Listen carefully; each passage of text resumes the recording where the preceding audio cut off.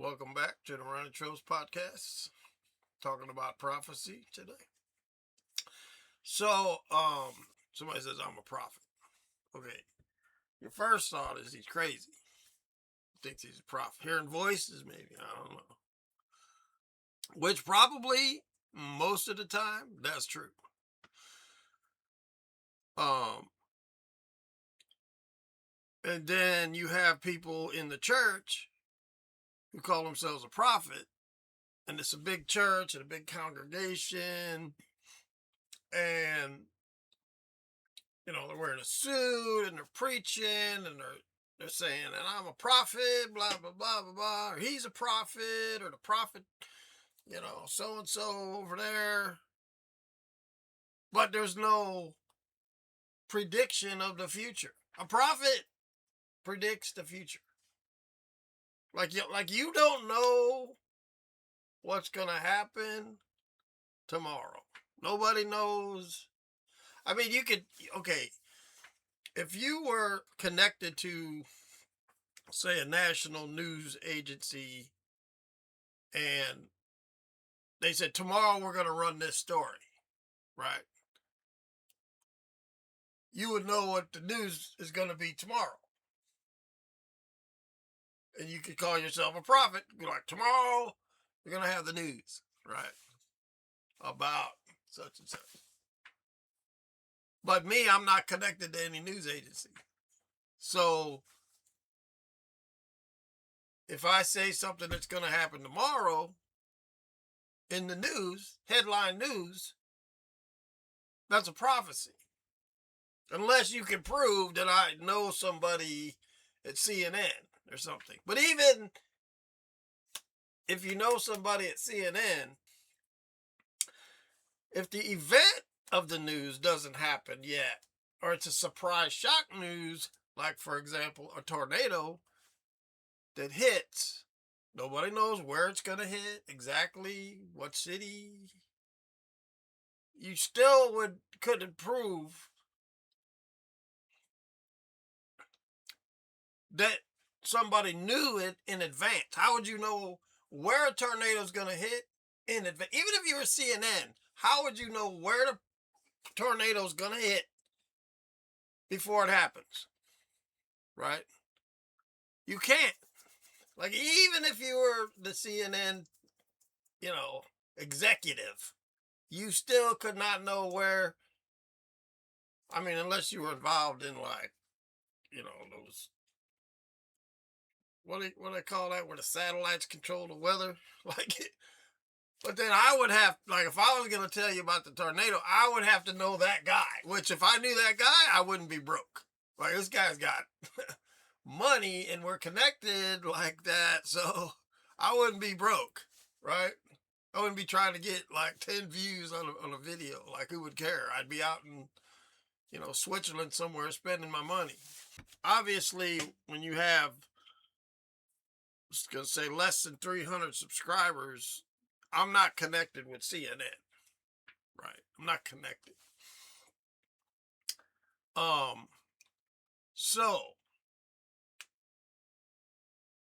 a prophet predicts the future. That nobody would have that information, but it becomes the headline news. Okay. Well, for me it does. I don't know about other prophets. I mean, there might be different kind of prophecies. I'm only known about the prophecy that's real, which is my prophecies. Like, what is somebody else prophesying, or how they're prophesying, or what they're prophesying about, that's not my business. If there's other prophets out there prophesying, which there probably are, not many, but because you don't really hear about them, but I know about my prophecies because I've been doing my prophecies for years. And I've been doing it for years, and I didn't even know I was doing it. So you can go to all these churches, or you could, listen to people call various things prophets. But if you don't predict the future, I remember I went to this church and they kicked me out. They kicked out the prophet, but you know that's to be expected. Like, uh, it's what I call a piler owner. My past, I don't really call him my pastor, but the pastor of the church was a piler owner, and the definition that I have, it's kind of made it up, but the definition I have of a piler owner is you're trying to live your life the right way. You're trying to do the right things in life, but everything works against you. Your parents get divorced, you get kicked out, you live in the street, you get a minimum wage job, you try to go to college. Everybody's against you, mostly because you have the anointing from God on you and they can't stand the light. When you're sleeping and somebody whips open the curtains and the light hits you, the shocking event, you cover up your head and face, get out of here, get out of my room, close the curtain. That's what happens when I walk into a room and they've been communing with the devil in one way or another. However, whatever demons that they find themselves communing with. I mean, otherwise, if that wasn't true, the world wouldn't be so full of evil. But there must be, most people are communing with the devil. So, as you walk with God when you're younger, everything goes against you. I lived in the Vatican of the United States. Like, there's a world Vatican, and then there's a Vatican of the United States. So I lived in the Vatican of the United States, where uh, there's a large, well, the most powerful evil controls that city. Um, and I was born there, so you know, like the picture of the Tao in all of this evil, there's a seed of good. In all this good, there's a seed of evil.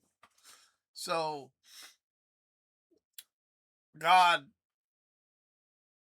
birthed me in one of the most evil cities, but then I was born on December 8th, which is the Immaculate Conception, and it's a holy day for the Catholic Church, and I was born in the Catholic Church, so every year is a holy day on my birthday, and all I thought about was Jesus my whole life, because I believed Immaculate Conception was about Jesus, and that I was born on the Immaculate Conception of Jesus, so Jesus was always on my mind. Like, it was like 24/7 was Jesus. But I try to live in the world, try to get a job, try to go to school, try to do this. But Jesus was like always the core of my being was Jesus. Like, since the day I was born. Like, I don't know how to explain it. Like, it's almost like I tell people I've been saved since I was born. They don't believe it, because like, no, no, you have to say the sinner's prayer and all this, and I did all that too. But got baptized and all of that. I try to go along with everything. It's fine, but in my mind was always like, Jesus is the most powerful thing in the universe. Jesus is powerful, and then I'm not perfect. I've sinned. I get drunk and things like that. It's not like I'm not Jesus. I'm not perfect. I'm a sinner, but even as a sinner, I know Jesus is most powerful. So wherever I went, I was rejected by parents, teachers, um, jobs, school. I mean, you name, wherever I go, The authority figure rejected me because it's like the light in the room. Like you rip open I walk in the room and you rip open the curtains. And it's like, oh my God, get out of here. Get fire of him. Get rid of him. It's too much light, usually. When I went to this church, the same thing happened.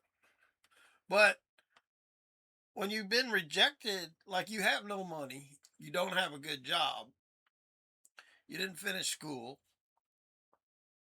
you're living off of fumes, you're in survival mode, got to work every week just to put some food on the table and have a roof over your head and some minimum wage job. But the pastor of the church, well, okay, let me explain to you the difference between the two different kinds of pastors. Theoretically, you may be able to call yourself the pastor of a church, but I think pastor in general is meant for a one-to-one communication between a leader and a follower. So you're his pastor. You're teaching them. Okay, he's the pastor of the church. He's not my pastor, right? Because, you know, every week when you go to church, and usually there's a small group of people that go out to dinner, like on Friday night. Sometimes the same people, sometimes new people, old people show up. But there's usually a church dinner at a restaurant. Like we go to Casa Gallardo, stuff like that. Eat chips and salsa. All you can eat chips and salsa. The church table, it's a big table. We needed a table for 10 people, 12 people. The pastor of the church never, ever went to one of those. Never sits down and talks with me he might talk to some people, but he likes to talk to the important people, rich people, famous people, other pastors. If I had a pastor, it would be someone who sits down and talks with me and guides me through my life. Well, why don't you do this? Why don't you try this? Why don't you? But one day he walked up to me and he said, gave me some command about whatever, wearing nice clothes at church or something like that. And he says, you're supposed to obey your pastor.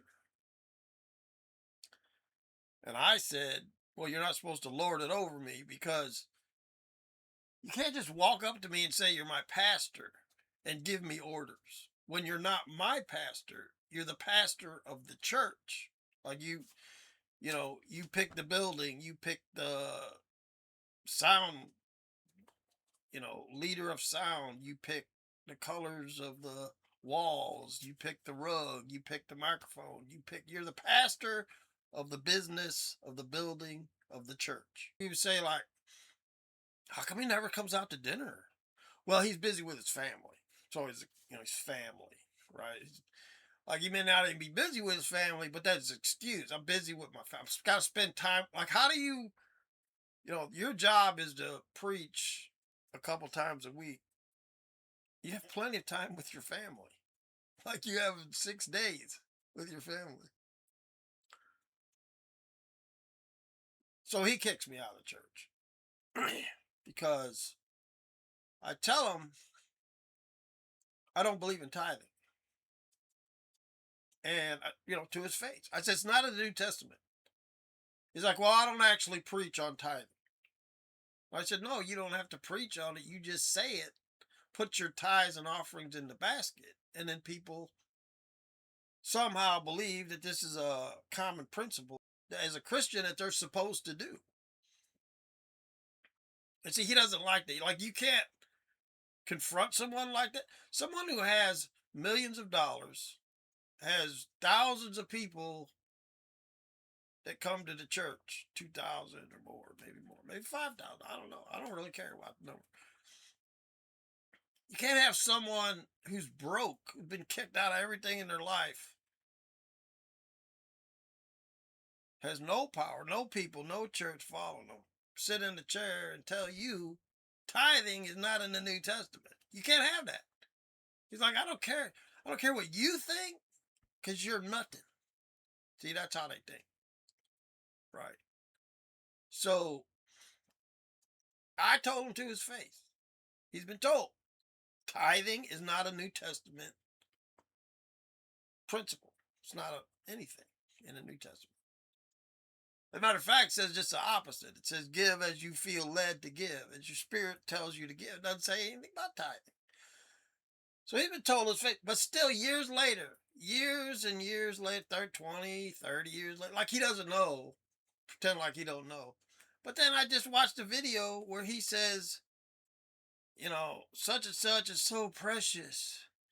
He believes on bringing in the tithe, the whole tithe to the storehouse. So he's making like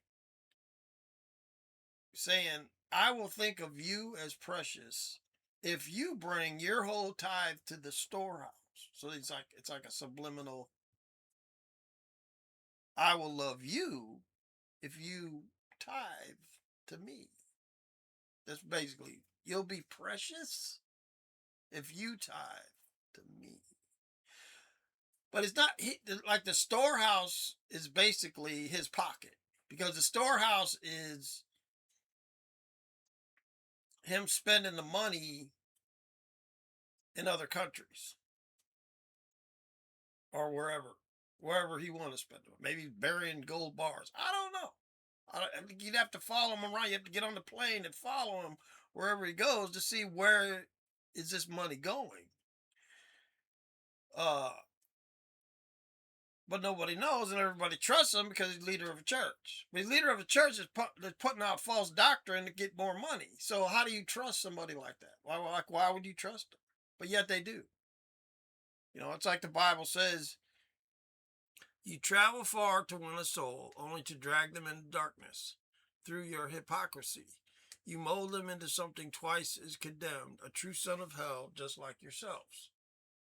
See, so Matthew 23:15. You travel over land and sea to win a single convert, and when you have succeeded, you make them twice as much a child of hell as you are. So just because somebody is preaching and has a big church and getting people saved, but then he slowly drags them into hell. And it's like, you wouldn't think that people would do that.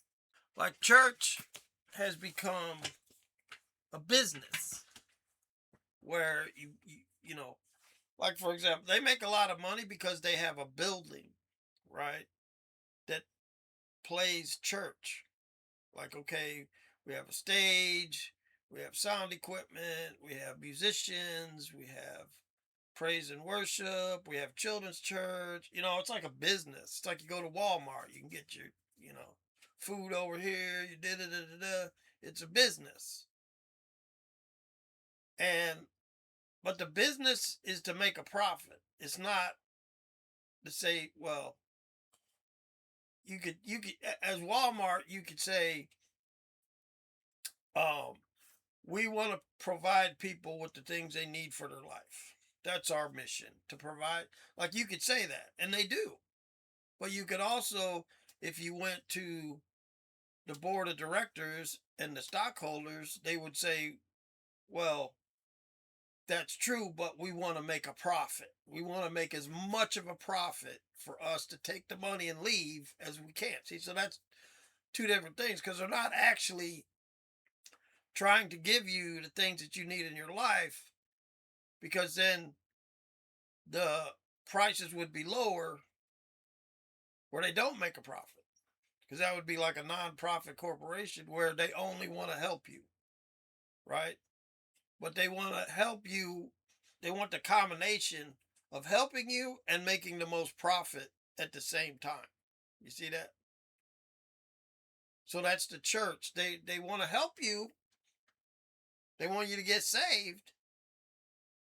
They want you to, okay, now that you're saved, but we also want to make the most profit also at the same time. So we're helping you. Okay. So if someone comes along, like when Jesus came and turned over the tables of the money changers,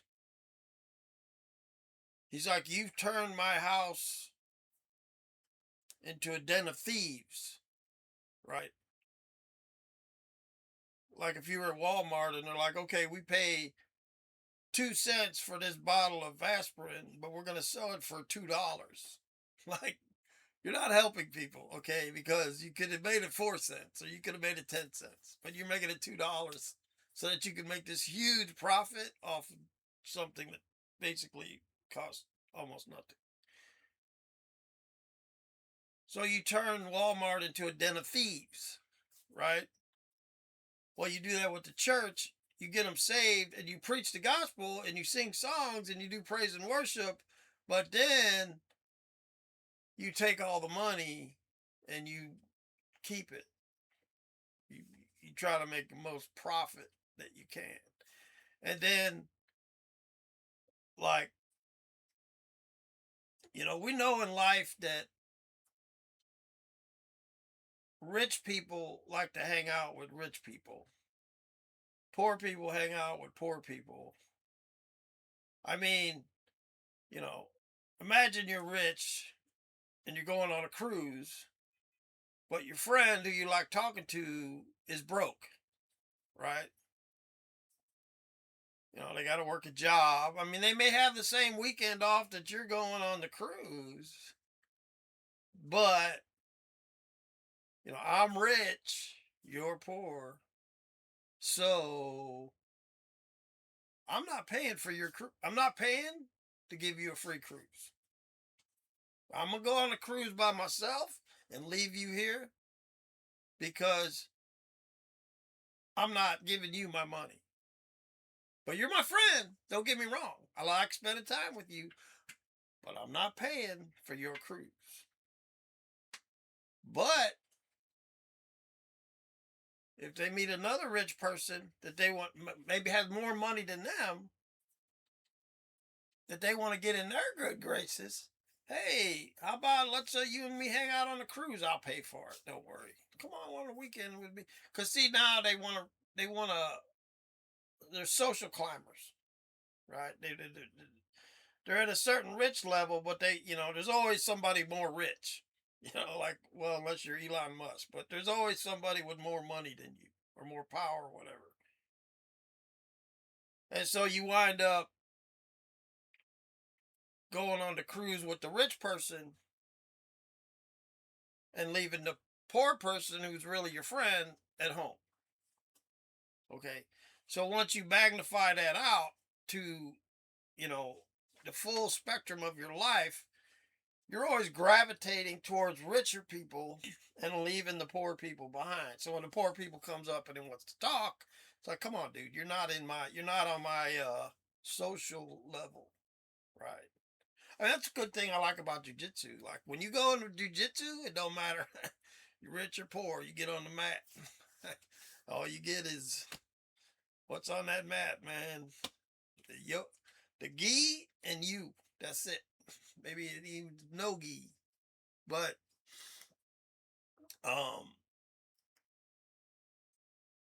so if you're a poor person and you go to a church where there's a lot of middle class or upper middle class or business people, because they groomed it that way, they don't want you there. See, they say they want you there. Like they say, they have advertising. Well, everyone's welcome. Please come. But that's not. They don't really mean that. They mean everyone's welcome if you have a lot of money. If you don't have a lot of money, you're not really welcome because you're not going to tithe and you're not going to give any money. So we don't need to use up a seat for you. So they think they're better than you, right? So the pile of honor part comes in where it's like, there's so many people that don't like this guy. Like a football game, right? And the guy gets tackled. So there's one guy on top of you. Let's say you're the guy on the bottom. There's one guy on top of you. Then another guy comes, and now there's two. Then another one comes, three. And they just make a pile. And they just keep, it's fun. I mean, You see like 50 guys in a pile, you want to jump up on top and laugh and jump on top of the pile. It's fun, right? Realizing that there's a guy at the bottom who's getting crushed, like really physically crushed. Like you can't breathe. But for you, it's like one more on the pile. There's a pile of honor. Okay? So the pastor of the church was a pile of honor to me. I was at the bottom. And he's like, everybody else hates him. Up on the pile. Woohoo! I hate you too. Bam! See, it's not the way a Christian is supposed to act, but it's the way he acts. See, now I understand there's homeless people that you don't bring them to your house. I understand that. You're like, dude, you got mental disorder. You don't say that, but he's got a mental disorder. He doesn't want to work, doesn't want to take showers, doesn't want to live in a house. Like sometimes you ask people, they're like, I don't want a job. I don't want to work. I don't want to work for these companies. I mean, on one hand, I'm agreeing. I'm like, man, you got to work hard just to have a place to live and food on the table. And they're like, I don't want to do that. I'd rather just, get a little piece of pizza out of the trash or whatever. Okay, you don't bring those people to your house. I understand that. But if a person is actually trying and working and he just doesn't have a lot of money, that's a person you could befriend. See? But that's not how a rich person thinks. Because a rich person's like, I'm a millionaire. I only hang out with millionaires and above. I got 5, 10 million. I only hang out with people with 10 million or above. I only, and that's how they get, I mean, intellectually, theoretically, it does kind of make sense, right? Like, look, I got a Lamborghini. I'm not riding in your Chevy, right? I got a house in a gated community. I'm not coming over to your ghetto apartment, right? I wear, $5,000 worth of clothes. I'm not hanging around with you in your jeans and t-shirt. Like I hang around with people that have at least $2,000-$3,000 worth of clothes on. It's just like it seems like it makes sense. It's not really the way Jesus would do it, but then they're like Jesus, Jesus, Jesus, but I only hang around with rich people, right? Like I only hang around with rich Christians. Okay, Jesus, Jesus, Jesus, but I only hang around with rich Christians. Like you're a poor Christian, so you don't belong near me because I'm a rich Christian and I hang around with richer Christians, not poor Christians. You see, and you're trying to socially climb on me because you're poor and you want to get the money from me. So I don't want to be around you because I feel guilty that I'm not giving you any of my money. See, that's how the whole thing. And then like, how are you going to get on a stage and say Jesus, Jesus, Jesus, Jesus, Jesus when Jesus walked with the poor people? Jesus didn't come there with a $5,000 tunic on or whatever. It's like he didn't go, I only hang around with people with a $5,000 tunic. You have a $30 tunic. I can't hang out with you, man. That's where it says hypocritical. It's a hypocrite. A hypocrite means you're preaching about Jesus, but you're not acting like Jesus in your real life. You're just preaching to get the money from the church. Okay? So what they ended up doing was kicking out the prophet of the church. Like a church says, in the church there'll be, whatever they call it, fivefold ministry or whatever. There'll be these kind of people in the church. There'll be elders. Like I'm an elder and a prophet. Like I was actually saved long before the pastors. So when he went off into his like I'm better than you speech, I'm like, whatever, dude. I'm your elder. You need to respect me, but you have more money and power in the church, so go ahead and do your thing. So he kicks me out, but he kicked out the prophet. You see what I'm saying? He kicked out the elder and the prophet. So you're like, well, who cares? I mean, he's got the money for everything he wants in life. He can travel and he can buy whatever he wants with all his church money. Well, see, that's where your mind went wrong, in the fact that uh so I'm watching, you know, I really didn't really want to go back and see their YouTube videos. Like I did. I spent like 25 years trying not to even think about them, but something led me to go back and watch some of their YouTube videos, current videos. And it turns out, I've been working on my health my whole life, working out, eating right as much as I can. I mean, yeah, I eat some junk food, but cookies or whatever. But um, we come to find out, these people with all these millions and millions of dollars and travel all around the world, they got health issues. I mean, one guy, the assistant pastor, who called me on the phone and made it clear I wasn't welcome in their inner circle or whatever. He almost died. Like his blood pressure was so high. I watched a video of him preaching and explaining this. He was driving to Florida. Just call him initials JM. JM is driving to my state from up north. Has to stop in the hospital because blood pressure is so high he's about to die. He's laying in bed thinking he's going to die. And his wife got cancer. Right. And they give him blood pressure medication twice what he was supposed to get because there was some mix up. Right. And then something I hear about the pastor's son was hooked on drugs. Somebody else had like a nervous breakdown. It's like, see, I'm a health food conscious, like longevity expert, and I'm in perfect health.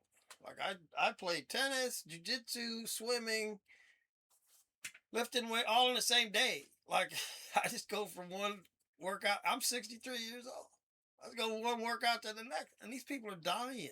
They kick out the prophet because they don't have no money, right? The longevity expert went to college, studied chemistry, biology. They kick him out because he ain't got no money, and they're dying in all different kinds of ways, And it's like,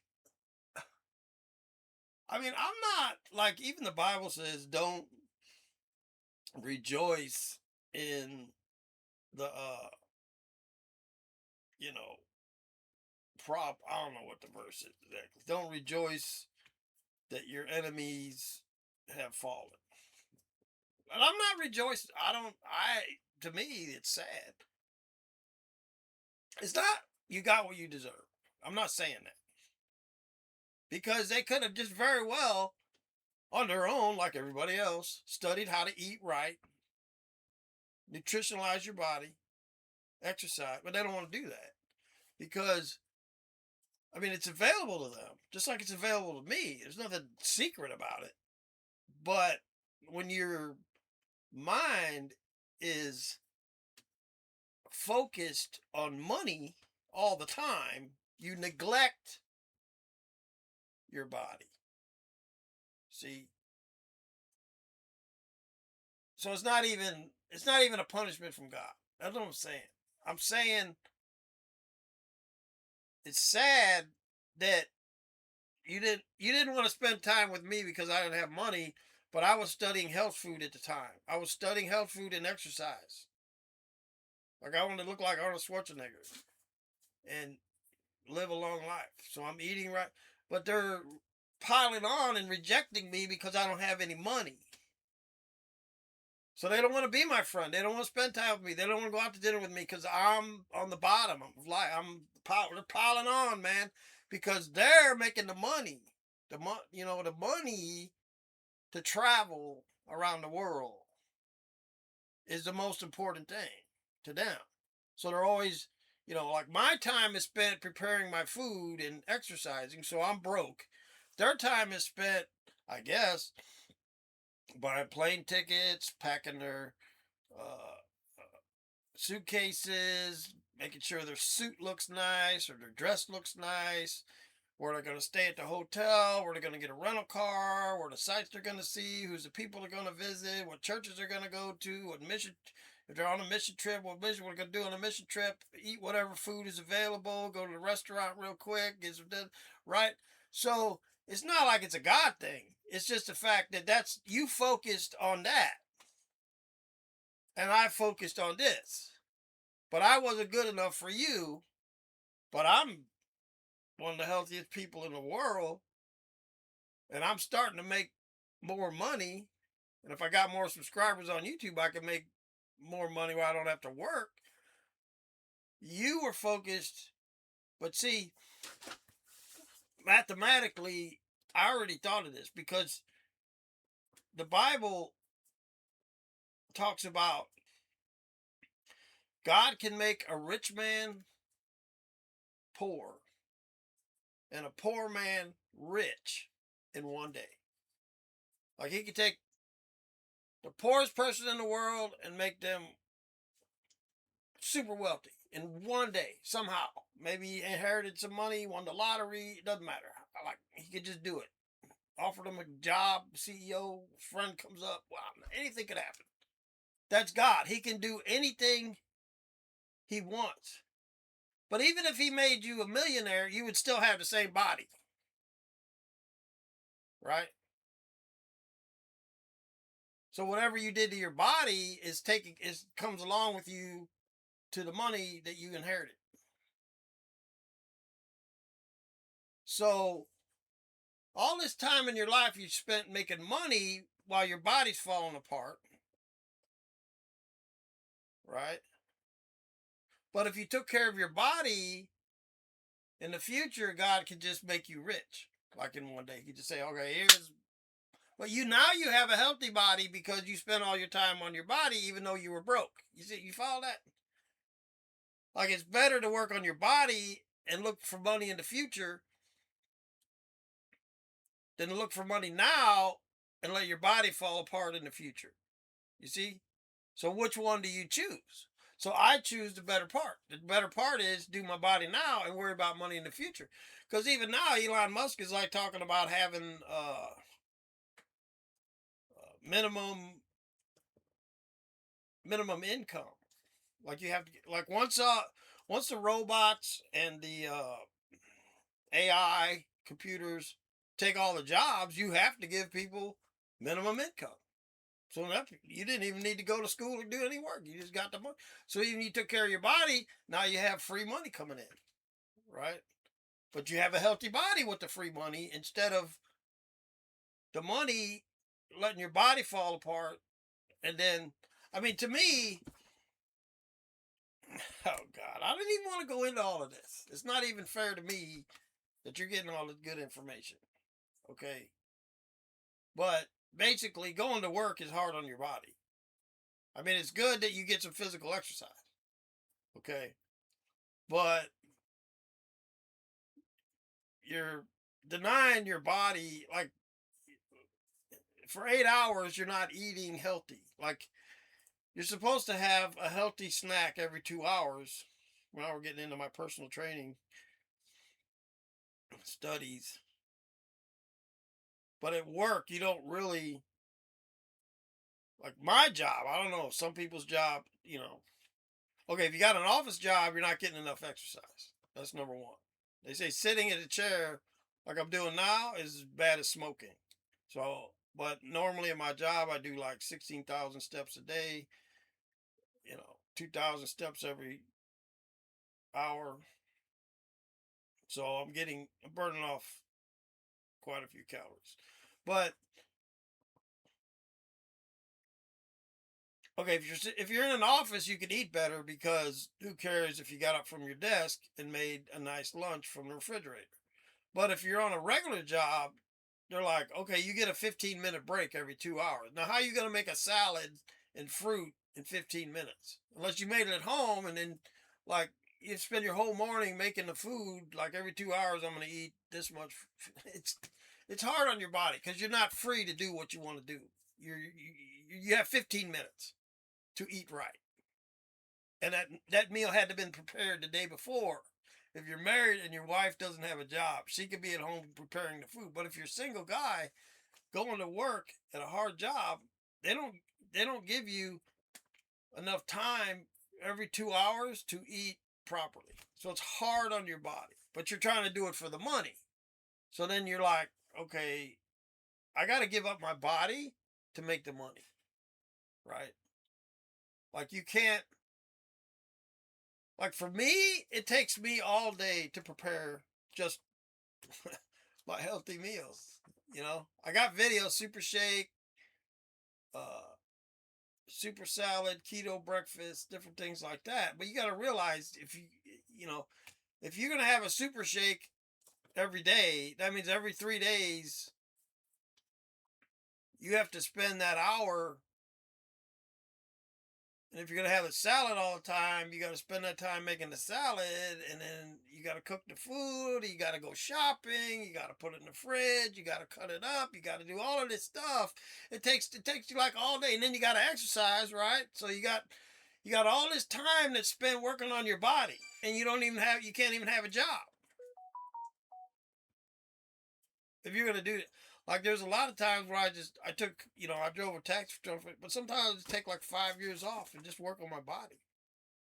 Like, because if I want to live to be 80, 90, 100, 110, I got to take care of my body now, right now. I have to start taking care of my body. I can't develop arterial sclerosis and then expect when I'm 80 years old that I can fix it. You can't fix it. It's a non-fixable problem. It slowly clogs up your arteries until you die, and you can't remove it. You can slow it down from being. See, now I'm giving you all this good. You can slow it down from accumulating in your arteries, but you can't remove it once it's there. So you have to do it when you're young. That's the whole thing about longevity and anti-aging. You have to do it when you're young, and you have to consistently do it when you're young. So if you start out doing it consistently when you're young, you can't work these crazy jobs where they beat you to death and you can't eat right. Or you spend, even like a lawyer or a doctor, they just spend so much time in college and the books and in on the job and the hours and hours. They got to go to court. They got to read all these papers. They got to file all this paperwork. They got to get dressed up. They got to put on a suit. They got to do all of this stuff. When are they taking care of their body? Right? Maybe after they get rich, make a lot of money, they can start taking, but then they can't. You see what I'm saying? So there has to be a choice between taking care of your body and making money. Which one? Which one are you going to do? You can't do both at the same time. You can't spend all day making money and spend all day on your body. Okay? So I chose to spend all day on my body because I'm hoping in the future I'll make some good money. But then these people from the church come and tell me that I'm nothing and I'm worthless because I don't have any money. They got the money. They got the millions. But then now, here we are, right? Heart attacks, overweight, nervous breakdowns, diabetes, hair falling out, wrinkles all over the face, like even their kids, they have no muscle. There's no muscle mass. All like string bean arms and no shoulders. It's like even when they have their little podcast. And it's like, you people think you're better than me because you have money. That's the only thing. See, that's what the Bible says. You cannot serve God and money. You cannot serve your body and money. You're not supposed to love the money. And that's what they're doing. But see, they get to go, Facebook pictures of them and, I'm in Liverpool, I'm in Rome, I'm in Australia, I'm in Hawaii, I'm in here, I'm in Switzerland, but I'm dying, right? I got high blood pressure, overweight, blah, blah, blah, blah. But look, here's a picture of me smiling and, wherever, Iceland, And that's, you know, you see what I'm saying? It's like, so they kick out the prophet because he doesn't have any money. Like he's useless. And he doesn't believe in tithing. Like well, I already talked about the tithing thing. Bring all the tithes to the storehouse. The storehouse is his pocket to him to spend in other countries. I don't know. Maybe they're doing some great mission work. I shouldn't even be talking about it. I don't know. I didn't get invited on the plane. Okay? Because I don't have any money. There's people get invited on the plane or people with the money. I don't know what they're doing out there. Maybe they're doing some good work and I shouldn't even be talking about it. I don't know. But the Bible says you should at least, let's just say in modern society, you should at least help people that are coming to your church that are like trying to do something, trying to go to college, trying to, at least college, because you're talking about kids. You're talking about people who are trying to improve themselves, going to college. You know, there's a bill for going to college. There's expenses for, see, I'm more of a college guy. Like you say you want to start a business, maybe that business could fail. I don't know. Maybe I shouldn't give you no money for your business. I don't know.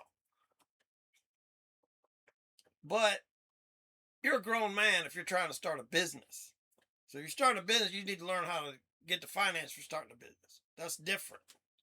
But if you're in college, right, you're trying to elevate your intellectual usefulness to this world, I can see the church should pay for that. If the government doesn't want to pay, the church should pay for it. But they don't want to pay for that because they want to travel, right? So that's the problem is you're not doing what the Bible says. Like, I'm not even talking about me. I'm talking about if I was the pastor of the church, right? I would say, yeah, any of your kids trying to go to college, let me know. And we're going to go through the finances with you, and we're going to try to figure out how we can pay for the tuition. You know, even just pay for the tuition. Or pay for some of his living expenses, or pay for his apartment, or his food, or whatever, his automobile, or his bicycle, or whatever we're going to do to help make sure that he can go get his studies done. Not just say, well, tough luck, I'm going to Australia, you can go be a janitor in the back of a restaurant somewhere. Even though you want to be a doctor, or you want to be a whatever, historian, archaeologist. See, so because I studied the Bible, God made me a prophet. So now, I'm going to show you the prophecy of the day. Okay. I had to install this app, and the app is YouTube Upload Time. So YouTube Upload Time will tell you exactly to the second when I uploaded my video. All right. June 11th, 2026, 5:52 a.m. Close, say 6 a.m. 6 a.m. June 11th, I uploaded this video. This is minute 28 and 20 seconds. Back it up. I have to turn the volume up. Why?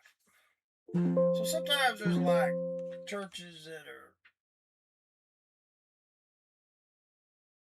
let's say like Detroit Family Church or Chicago Family Church. You see that? Chicago. You heard that? Chicago? Let's play it again. In case you didn't hear it. Why? So sometimes there's like churches that are, let's say like Detroit Family Church or Chicago Family. See that? Chicago. Right? So let's see how many. There's 378 incorporated cities.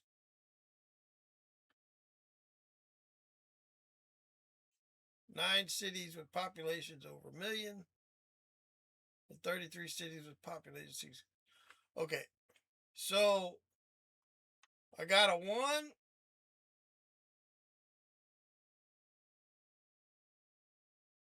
in 378 chance of getting this right. So I said Chicago, June 11th, 6 in the morning. I only said 2 cities, Detroit and Chicago. Now, watch this. Oh, well, watch this first, and then we'll back up a little bit. I want to show you this first one, a flooded off-ramp. This is just off the Dan Ryan Expressway. Randy Gyllenhaal. He's live in Storm Chaser 5 at 21st and Union. And Randy, tell us what you've seen tonight. Yeah, so, a lot of people just before 8:30 in the city and the suburbs got those loud alerts on their phones for this tornado-warned storm coming in. Now the damage reports are starting to come in from Chicago as well as some of the suburbs. We've been driving around close to downtown. Already saw some issues. Want to show you this first one, a flooded off-ramp. This is just off the Dan Ryan Expressway, the Canal Port exit. Drivers are having to decide whether to risk going through the flooded off-ramp. A few have gotten stranded. We counted at least 3. This storm dumped a lot of water over a very short period of time, but also the winds were extremely strong. As we just heard, 80 miles per hour, around 820, knocking down trees. This is on Chicago's south side near Washington. Okay, we could go on, but we see that there's a major tornado hit Chicago. Okay, so I had to look this up. Just so you know that I didn't get the information beforehand. Initial warnings. See that? Initial warnings. The first wave of targeted tornado warnings began to roll out around 6:40 p.m. to 7 p.m. See? So there's no... This is the only way I would know. But this came out at 6 p.m. See, that's in the evening to 7 p.m. Tornado warning, 8:20 p.m. till 8:45 p.m. Right? Let's go back. And let's use our little tool that I just uploaded. June 11th, 5 a.m. See? 5:52, 51. Look at all the 5s. 5, 5, 5. a.m. June 11th. Okay? So, little more than about 13, 12 hours. What'd you say? 6:40. It's 12 hours. Plus. In advance. Timestamp. You see the time? I can't change these timestamps. I'm not a computer hacker. I can't change these timestamps. Look. AMILY.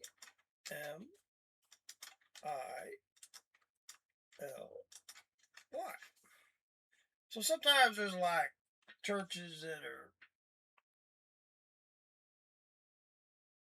let's say like Detroit Family Church or Chicago Family Church. You hear that? Chicago. 12 hours later, major tornado rips through the town.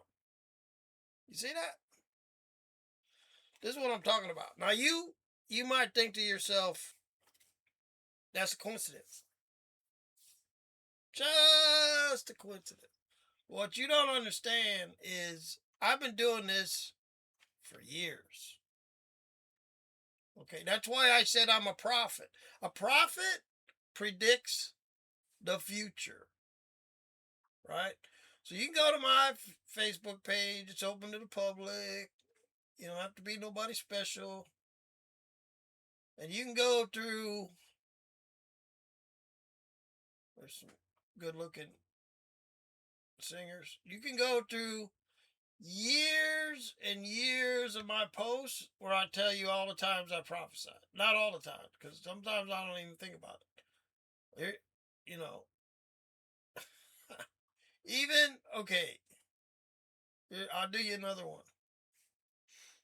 I'll do you another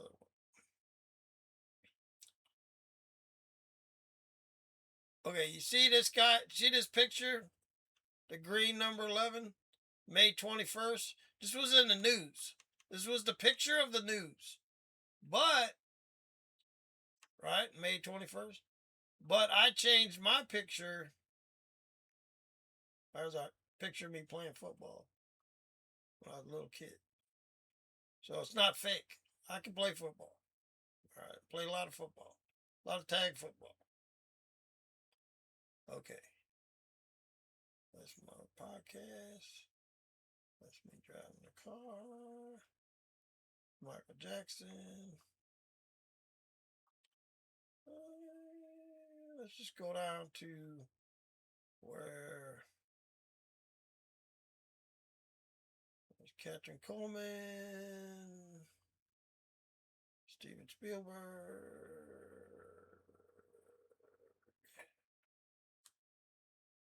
Play jiu-jitsu.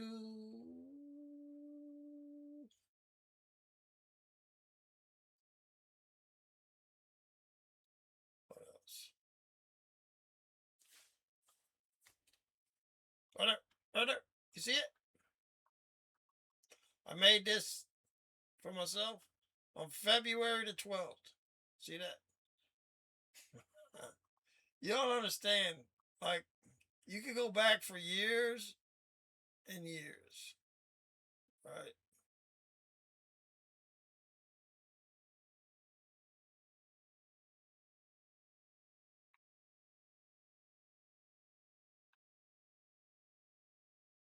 Let's find you some more prophecies. Here we go. Cardi B.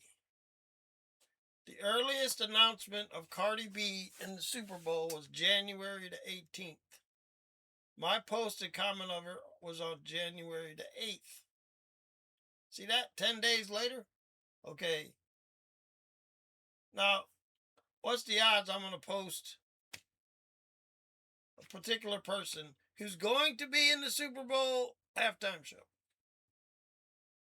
on 10 days in advance? So we'll go down here. Right. Let's see. Where was I doing that?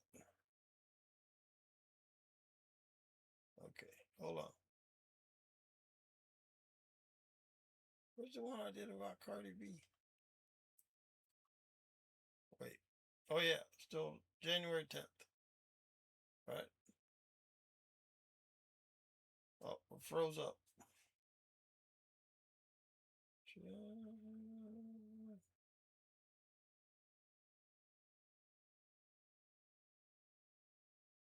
Right there.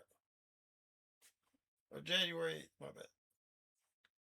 If Trump was a female rapper, Cardi B. See that? January 8th. Oh, that's a coincidence. So the football one was a coincidence. The Cardi B one was a coincidence. Okay. What else? What other kind of coincidences? You can go back years and years and years. Well, I don't know how many years, but a lot of years. And you will see that I will talk about something, and a few days later, a few hours later, a few weeks later, it's headline news.